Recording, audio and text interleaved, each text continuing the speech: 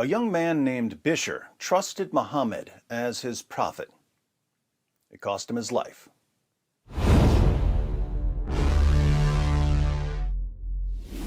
Let's continue our logic tutorial with another example of the argument form called modus tollens. This example comes from Muhammad's faithful companion Bishr.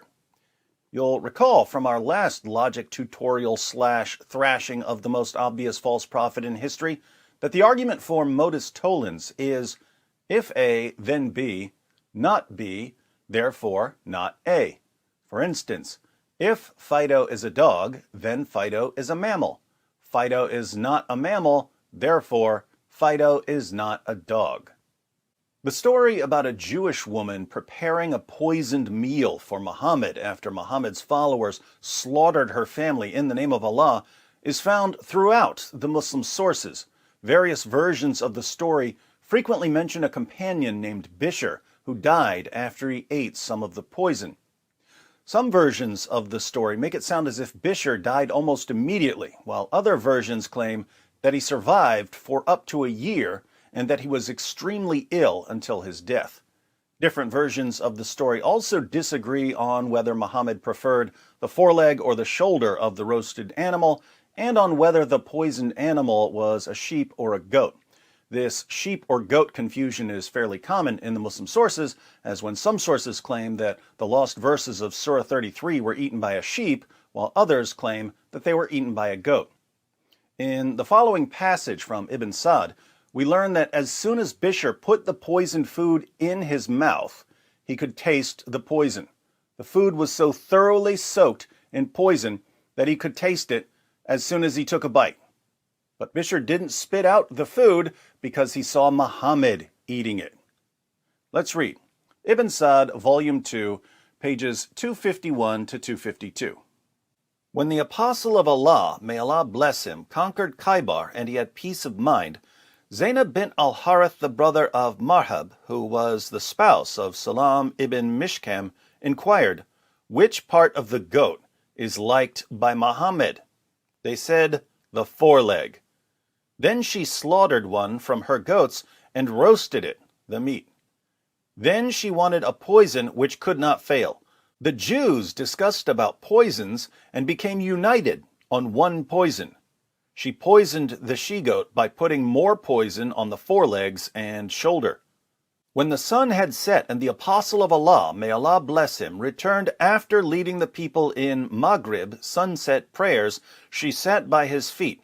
He asked about her. She said, "O Abu al-Qasim." She called him Abu al-Qasim, which means father of Qasim, because Muhammad had a son named Qasim who died when he was 3 years old. It was perfectly normal to call someone the father of so-and-so, but this woman's father, uncle, and husband had just been slaughtered by Muhammad's followers, so she might have meant something more sinister by calling Muhammad the father of a dead son. So she says, "Here is a present which I wish to offer to you."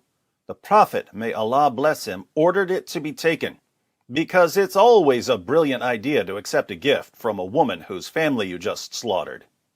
It was served to him and to his companions who were present, and among those who were present was Bishr ibn al-Bara ibn Marur.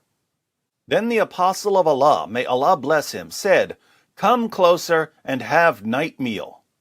The Apostle of Allah, may Allah bless him, took the foreleg, a piece of which he put into his mouth. Bishr ibn al-Bara took another bone and put it into his mouth. When the Apostle of Allah, may Allah bless him, ate one morsel of it, Bishr ate his, and other people also ate from it.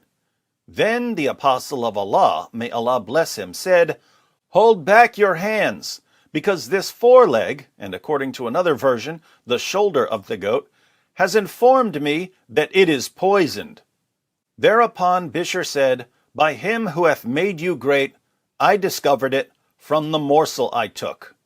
Nothing prevented me from emitting it out, but the idea that I did not like to make your food unrelishing. When you had eaten what was in your mouth, I did not like to save my life after yours, and I also thought you would not have eaten it if there was something wrong. Bishr did not rise from his seat, but his color changed to that of Telsan, a green cloth. For a year, the pain did not permit him to change his sides, but with the help of others, and then he expired. According to another version, he died before leaving his seat. He, Ibn Sa'd said, a piece of it was dropped before a dog who ate it and died instantaneously without being able to move its foreleg. The apostle of Allah sent for Zainab bint al-Harith and said to her, "What induced you to do what you have done?"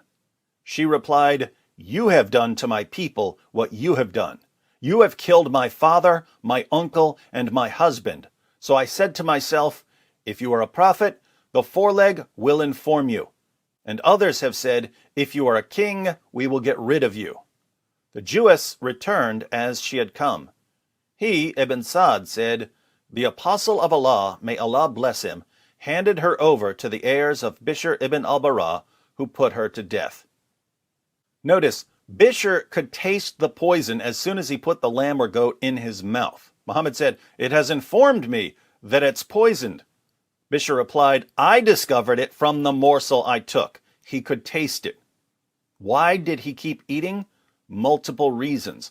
One, he didn't want to make Muhammad's food unrelishing. So he didn't want to start yelling about the food being poisoned, because if he was wrong, he would ruin Muhammad's dinner. Two, he didn't want to save his own life if Muhammad died from the poison. Three, and most importantly, he thought Muhammad wouldn't have eaten it if there was something wrong.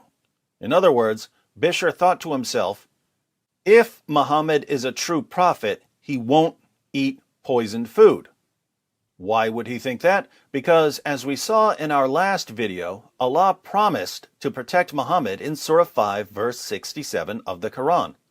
Looks like a solid premise, but there's a problem because Muhammad did eat some of the poisoned food.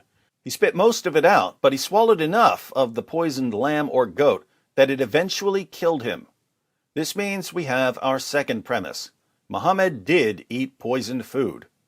And this is why people need to know the basics of logic. Bishr believed, premise 1, if Muhammad is a true prophet, he won't eat poisoned food.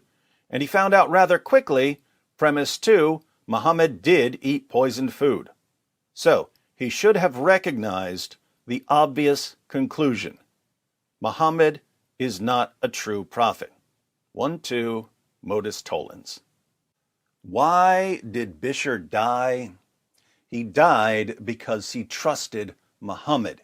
He could literally taste the poison in his mouth, but he didn't spit it out, because he trusted his prophet more than he trusted his sense of taste. My sense of taste is telling me that this food is poisoned, but there's no way it's poisoned because Muhammad's eating it, and he's a prophet. Bishr's faith in Muhammad got him killed. But even as his skin was turning green from the poison, Bishr had everything he needed to figure out that Muhammad was a false prophet. The death penalty for apostasy was irrelevant because he was already dying, so he should have said, as he was dying, "Hey, wait a minute, Muhammad.